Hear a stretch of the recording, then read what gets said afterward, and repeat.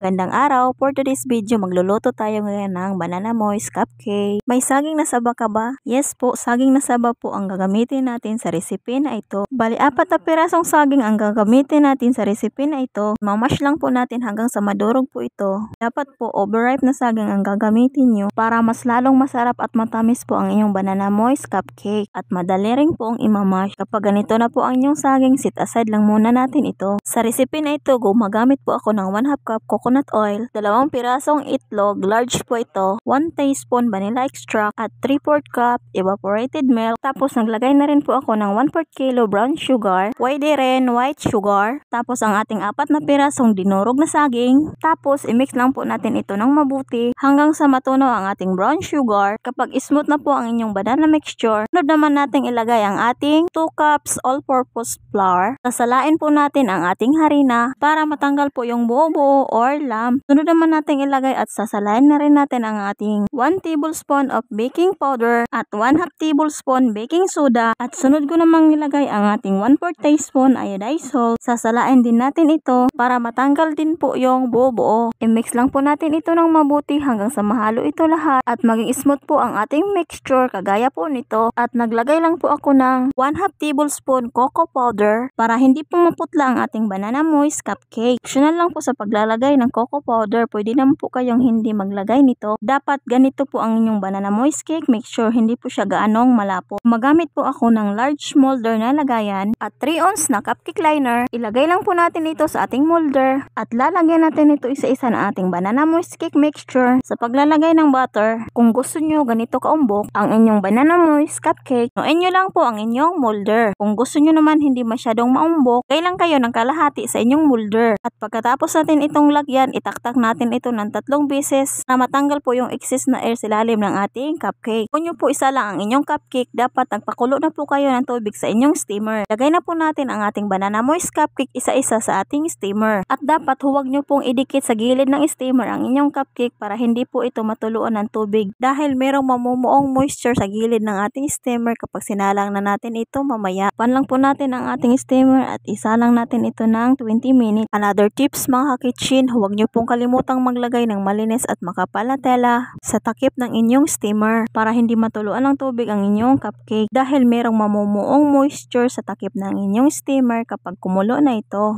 After 20 minutes, luto na po ang ating banana moist cupcake. Sa pagluluto ng banana moist cupcake, same din po sa potato cheese. Kung gusto nyo gaya nito sa akin pagkaluto, lagay nyo lang po sa medium ang lakas ng inyong apoy. Kung gusto nyo naman ng makinis at hindi pumutok na cupcake, lagay nyo lang po sa low ang lakas ng inyong apoy. Add lang po ako ng cheese para pang topping sa ating cupcake. Optional lang po sa paglalagay ng cheese, depende na po yan sa inyo. Ngayon na po natin ang ating banana moist cupcake at palamigin na rin natin ito. Napakasarap po nito mga mi. Pwede nyo rin po ito gawing pang negosyo or pang snack sa inyong pamilya. Pwede rin pang baon sa inyong mga chikiting. Napakalambot po nito. Kung gusto nyo pong magnegosyo nito, doblehin nyo na lang po ang recipe natin. Pakicheck na lang po sa aking description box. Nakasulat na po dyan ang sukat ng ating ingredient. Maraming salamat po sa inyong panonood. Sana meron po kayong natutunan sa episode natin ngayon. Thank you for watching. Please subscribe, comment, and share. God bless!